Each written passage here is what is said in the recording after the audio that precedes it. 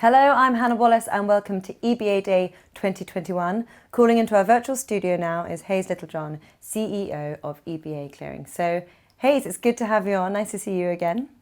Thanks, Hannah. You too. Really looking forward to touching base again. And I want to begin by homing in on a topic that several industry experts on FinextraTV have recently touched on, which is European retail payment strategy. So tell me, what does this mean for EBA CLEARING and what role do you see for your company in this context? Let's start there. Okay, well, so the European Commission's retail payment strategy and digital finance package in general set out a strong agenda for European payments. EBA Clearing, as you know, is European-owned, European-governed, and runs pan-European payment services. We're also overseen by the Eurosystem. So EBA Clearing certainly ticks a lot of the boxes that are set out in the agenda. We're pan-European by design and by desire. From the time of creation in 1998, out of a wish to have a private sector payments system, which transcends local boundaries and has economies of scale. We solve practical European payments matters and we minimize fragmentation. And we do this with payments practitioners from all over Europe and who actually share that wish. We have common objectives with European authorities, even though we might have slightly different ideas as to how to achieve them. We're very proud to be a strong contributor to the European payments ecosystem. And I would say also that the private sector is well positioned and already delivered a lot of building blocks to achieving the agenda and maybe gets a little too little credit at times. All right, and I think it's fair to say we've seen and can expect a lot of activity in 2021 to boost instant payments across Europe. So where are we up to today with this? And can you fill us in with the details, Hayes? Yeah, instant payments is seeing a lot of uptake even as we speak. On RT1, we're seeing 1 million payments per day on average, and we're growing between 5 and 10% a month continually since we've launched. We have 77 active participants in 25 countries. We have, through them, we can reach 2,500 plus payment service providers and nearly 80% of the accounts in Europe. In 11 countries, we've also achieved critical mass. Which means that almost all the accounts can be reached. Our performance is really excellent, and we average across Europe from end to end in 1 second or so. We have a growing community from all corners of Europe in all sizes and all types of institution, and that's going really well.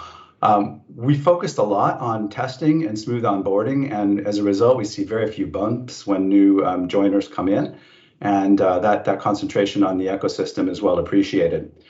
We still have a very high iteration speed with 2 functional releases per year. In 2021, we'll have our 6th and 7th releases already. And I would say basically the back end now has proven itself and it's ready for anything, including point of sale in our view. The rails are ready. And we believe that widespread commercial adoption actually can only occur when there is an incentive to do so and a technical capability. And for us, request to pay is the next step there. So some really positive developments there. Thank you very much for setting the scene. And now with a focus on service developments then, what does RT1 have in the pipeline to help its participants going forward?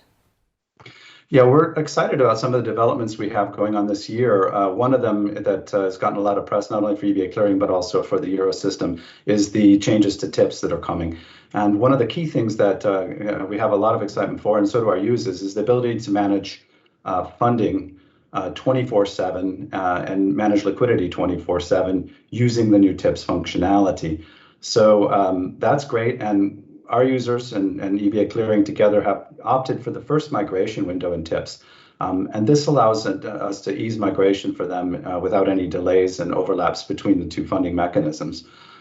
We've also introduced some enhanced instructing party functionality, which will allow our users to have a single interface for their transactions and concentrate their liquidity in euro for instant payments in a single place. And also, a bit of reachability will be achieved through this. There are some PSPs who are locally connected only and can't be reached by either pan-European instant payment infrastructure right now, and a few are connected only to one or the other. So that's going to be a little bit of an improvement as well. We think many users will leverage these developments, and this will be able to take their instant payment engagement to the next level. All right, so lastly, Hayes, what kind of new instant payment opportunities do you expect PSPs to embrace moving forward then? Well, Hannah, we think that SEPA request to pay scheme is an obvious choice. It offers attractive opportunities for P2P or person to person, for e-invoicing, point of sale, et cetera. It does allow some risk reduction through the secure pre-exchange of payment information. And it can allow PSPs to expand their product offering at the point of authorization. And this is really neat stuff. We expect the first end user solutions based on the scheme to hit the market relatively quickly.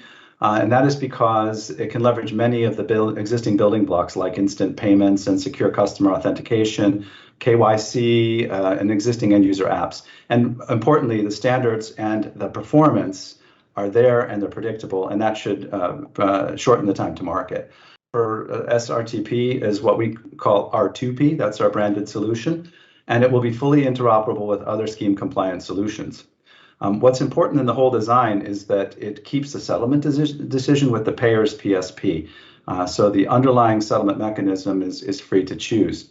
What's also important is that, as one of the first infrastructure solutions to come on board or to go live, which should happen in the next month or two, we do expect that we can have some early adopters before the end of the year. And some of our users have also said some interesting things about integrating their request to pay into their PSD2 solutions to bring better predictability and performance in there.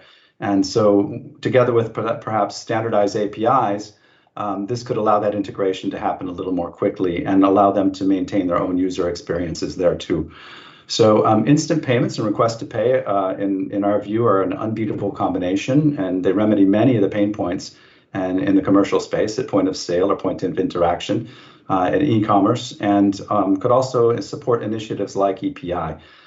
So that's all important stuff. And last but not least, and this is a bit forward-looking, they could also supply some of the building blocks for digital euros and even programmable money in the future. Some really exciting developments ahead, and I know, as always, you're really busy at EBA Clearing, so looking forward to catching up further down the line. But Hayes, for now, we'll leave it there. Thank you very much. Thanks, Anna, and next time, hopefully in person.